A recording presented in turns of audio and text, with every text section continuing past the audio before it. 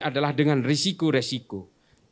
Seperti yang terjadi kemarin, ini saya udah janji mau cerita soal Dr. Sunardi.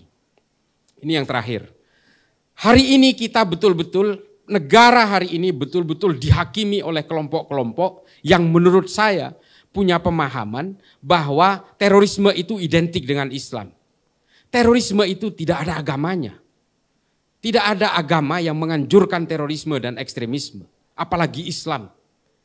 Nah, mereka ini yang melakukan pembelaan terhadap Dr. Sunardi ini adalah orang yang masih menganggap bahwa terorisme itu adalah bagian dari Islam. Coba bayangkan, ketika ada penangkapan di tubuh MUI misalnya, ini orang-orang yang mengaku sebagai ulama itu selalu yang paling bereaksi duluan. Ini kan aneh. Terorisme ini jangan diidentikan dengan Islam. Tapi kalian yang ngomong duluan, entah Anwar Abbas, entah siapa, selalu ngomong. Loh, kalau begitu dengan sendirinya mereka mengakui bahwa terorisme ini bagian dari Islam gitu loh. Ini kan logika-logika dasar gitu. Ya udah diem aja. Kalau Densus misalnya nangkep teroris yang memang menginfiltrasi MUI, ya itu kita nangkep bukan dia bagian dari MUI. Karena memang Densus sudah punya alat bukti yang cukup. Dia itu memang aktif dalam gerakan-gerakan jaringan teror di Indonesia. Banyak gerakan jaringan teror di Indonesia itu. Ada JI, JAD, JAK, JAT, JAS, MIT, MIB. Banyak sekali. Dan mereka bergerak di bawah permukaan itu sangat aktif. Mereka melakukan rekrutmen, funding, pendidikan, idat, persiapan-persiapan revolusi dan sebagainya. Banyak. Mungkin orang awam seperti kita melihatnya di atas permukaan ya biasa-biasa aja. Tapi orang-orang yang betul memahami ini, saya tidak memahami ini tapi saya mengamati betul. Bahwa mereka di bawah permukaan memang selalu bergerak. Dr. Sunardi ini, saya cerita Dr. Sunardi. Ini adalah hasil pengembangan dari beberapa tersangka yang sudah ditangkap sebelumnya. Bahkan nama dia disebut oleh para Wijayanto, Ketua Umum Jamaah Islamiyah yang sudah ditangkap bertahun-tahun lalu. Dan disebut oleh beberapa tersangka lainnya. Dan beberapa orang yang akan ditangkap setelah ini berkaitan dengan Hilal Ahmar Society. Dia adalah Ketua Umum Hilal Ahmar Society.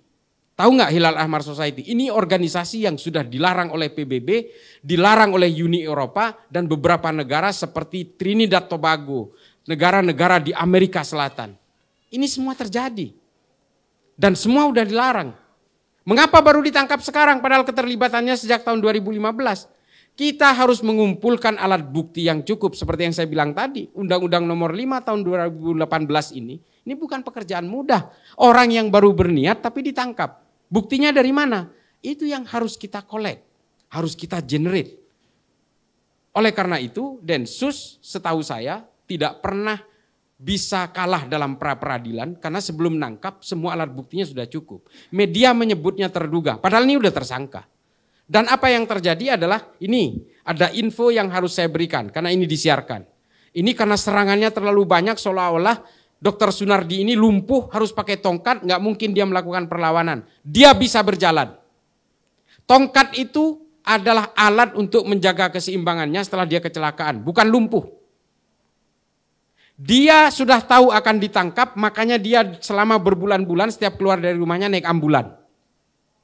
Karena mereka tahu Densus tidak mungkin akan melakukan penangkapan di ambulan. Densus tidak mungkin melakukan penangkapan di rumahnya karena dia buka praktek dokter di rumahnya.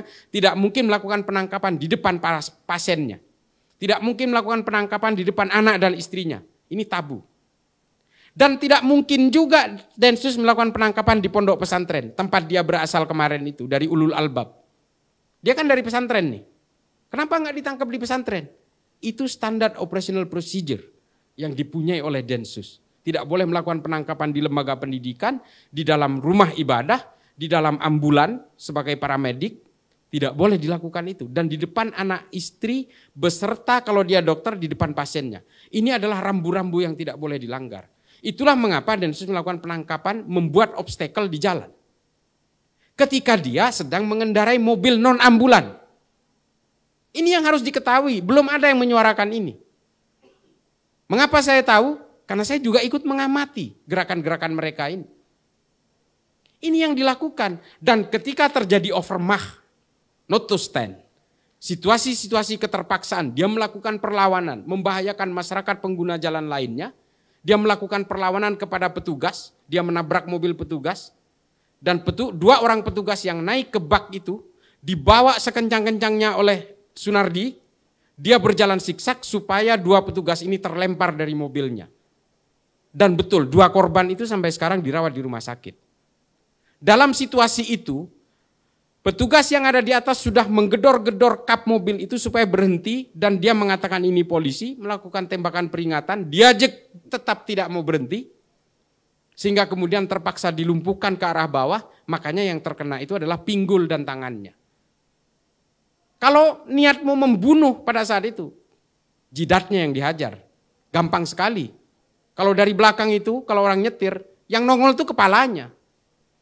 Tapi petugas masih berusaha untuk menembak tetap ke arah bawah. Tapi ajal berkata lain.